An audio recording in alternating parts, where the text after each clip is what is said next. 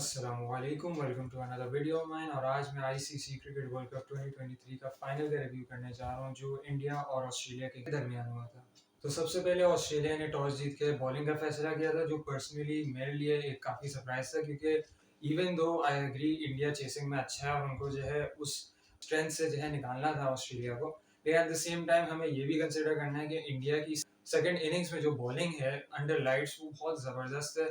बुमराह जिस तरीके से जो है स्विंग कर रहे होते हैं बॉल, जिस तरीके से सिराज स्विंग कर रहे होते हैं, जिस तरीके से शमी जो है सीम कर रहे होते हैं बॉल, तो उस हिसाब से ये डेफिनेट मुझे एटलीस्ट लग रहा था कि टॉस अगर कोई भी जीते तो बैटिंग का फैसला पहले करे, क्योंकि अपना अगर इंडिया टॉस जीता तो उनका सेकंड बॉलिंग वाला एडवांटेज आ जाता, और अगर ऑस्ट्रेलिया पहले बैटिंग करता तो वो they wouldn't have to face the Indian carnage in the second innings.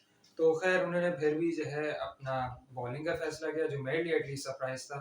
और इंडिया ने स्टार्ट काफ़ी अच्छा दिया था। रोहित शर्मा ने जो है शुरू में एज यूजुअल उन्होंने पूरे वर्ल्ड कप में यही किया है कि उन्होंने सेल्फलेस क्रिकेट खेली है और जो है सिर्फ बैशिंग का बॉल अराउंड किया है। 40s बनाया, अराउंड 30 डिलीवरीज, 25 डिलीवरीज में क्विक फायर 40s बनाया उन्होंने, और जो है इंडिया को बहुत ही एक ज़बरदस्त स्टार्ट दिया है, एज इन के इन 10 ओवर्स के 10 के रन रेट पे चल रहे हैं या 9 के रन रेट पे चल रहे हैं। और उसके बाद जो है रोहित शर्मा ने generally has set the tone for the Indian batters ahead, कि विराट कोहली जो है स्लोली खेल सकें, अपना टाइम ले सकें। केएल राहुल तो खैर बहुत बाद में आते हैं, लेकिन श्रेयस अय्यर वगैरह वगैरह सारे बैट्समैन मतलब अपना टाइम ले सकें, क्योंकि मतलब रन रेट का एक प्रेशर उन्होंने हटाया हुआ था रोहित शर्मा ने इंडियन बैटर्स से, जो है बहुत ज़बरदस्त टैक्टिक था और पूरे टूर्नामेंट में इंडिया के लिए बहुत काम आया था। आहिस्ते आहिस्ते जो है 6 पे 5 पे आ रहा होता है, और फिर जो है वापस से इन दी एंड आगे जो है फिर श्रेयस अय्यर और सूर्या कुमार यादव की तो खैर इतनी बैटिंग नहीं है, लेकिन केएल राहुल और श्रेयस अय्यर जो है ज़बरदस्त सी T10 वाली बैटिंग डिस्प्ले करते हैं आखिरी 10 ओवर में।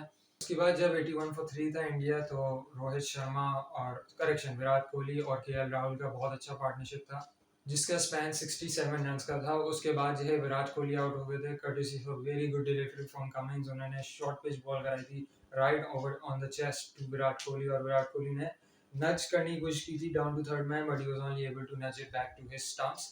ज़्यादा बड़ा हाईलाइट नहीं था इंडिया की बैटिंग का, सिर्फ के जो है विकेट्स गिरते गए, जडेजा आउट हो गए, फिर कुलदीप वगैरह वो सब सारे आउट हो गए थे। और फिर India just posted a total of 240 for 9 in their 50 overs, which was quite a surprise given the way they started. Not only that, जिस तरीके से ये टूर्नामेंट में चल रहे थे इंडिया, उस लिहाज से बहुत बड़ा सरप्राइज था कि बहुत लो टोटल बनाया था, और ऑस्ट्रेलिया ने बहुत ज़बरदस्त बॉलिंग कराई थी। Starc with the pick of the bowlers, he took 3 wickets, gave a bit of runs, 55 runs दिए थे, लेकिन इतने भी ज़्यादा नहीं थे, बिल्कुल सही था आई गेस। 10 ओवर में अपने उन्होंने 55 रन्स दिए और 3 विकेट्स लिए थे। उसके बाद है ऑस्ट्रेलिया की बैटिंग, और ऑस्ट्रेलिया की बैटिंग जिस तरीके से स्टार्ट हुई उस तरीके से तो मैं एटलीस्ट सबको यही लग रहा था कि इंडिया का ही है ये फाइनल और इंडिया ही जीतेगा ये फाइनल। जिस तरीके से शमी ने अपने पहले ओवर में एक बहुत ज़बरदस्त डिलीवरी कराई थी डेविड वार्नर को, जो विराट कोहली ने भी बहुत अच्छा कैच पकड़ा था।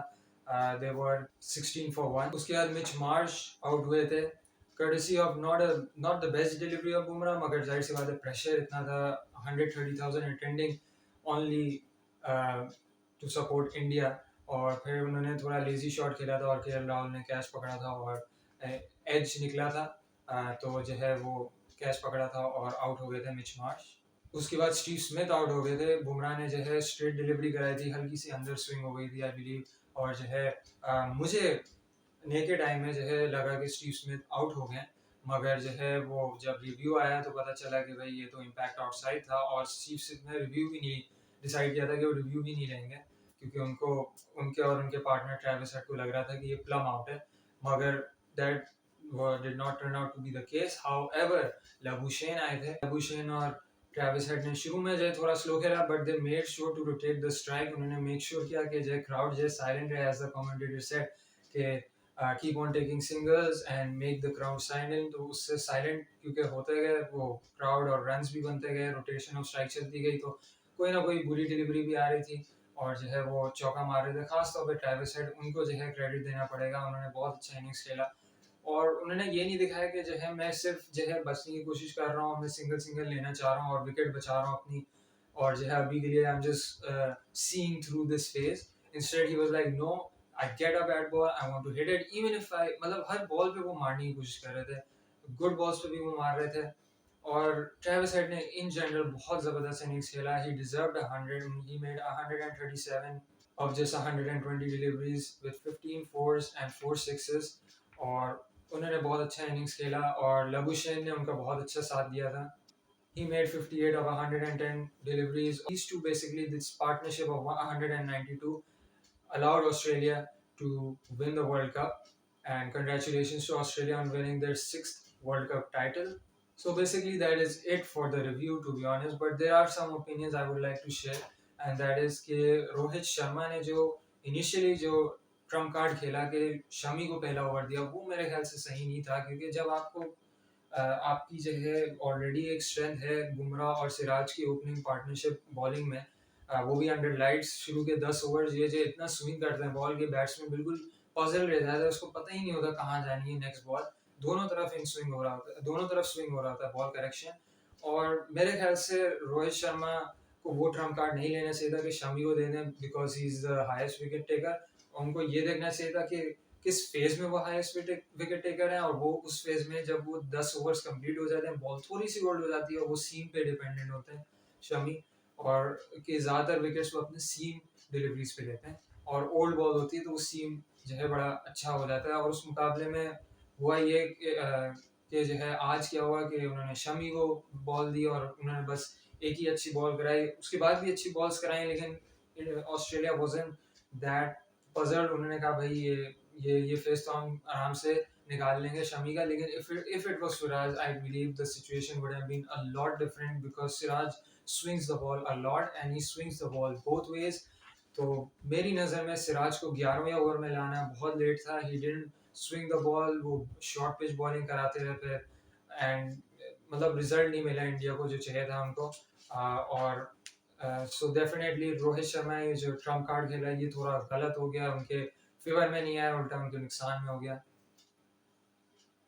And personally, I feel bad for Rohit and Jadeja, especially when I watched him. Jadeja, I was like, he did at least deserve a 50 over World Cup, to see a 50 over World Cup title by beside India's name, but that wasn't to be. I really felt bad for Jadeja because I believe ये 2011 के World Cup squad में नहीं थे, मगर इस World Cup squad में थे, and he's been in the 2015-2019 World Cup squad as well, and उसमें भी इंडिया अनसक्सेसफुल रहा है. तो ये तो खैर मेरे ओपिनियंस हो गए. अब आगे मैं बस एक समरी करना चाहूँगा वर्ल्ड कप का. इन जनरल बहुत अच्छा वर्ल्ड कप रहा है ये. I enjoyed my self a lot, and I like the fact कि इसमें ग्रुप स्टेजेस नहीं थे, और instead it was the top 10 teams in the world fighting against each other. सही है, तो इसमें ग्रुप नहीं हुआ था 5-5 का या कुछ भी. all of them had to play each other. और 9 मैचेस में एक बार लाइक एक्सपोज हो जाता है टीम कि कौन सी टीम अच्छी है कौन सी टीम बुरी है. जैसे हमारे न्यूजीलैंड के साथ हुआ था कि they won the first 4 matches, पर आखिरी 4 मैचेस में जहाँ उनको टफ टीम्स भी फेस करनी पड़ी, ऑस्ट्रेलिया और अपना इंडिया जैसी और पाकिस्तान जैसे इवन, तो उन्होंने जो है चोक कर दिया था. तो हमें पता चला था भाई न्यूजीलैंड इतनी भी अच्छी टीम नहीं है कि वो डिजर्व करे कि आगे अपना फाइनल्स पे खेले या वर्ल्ड कप टाइटल जीते.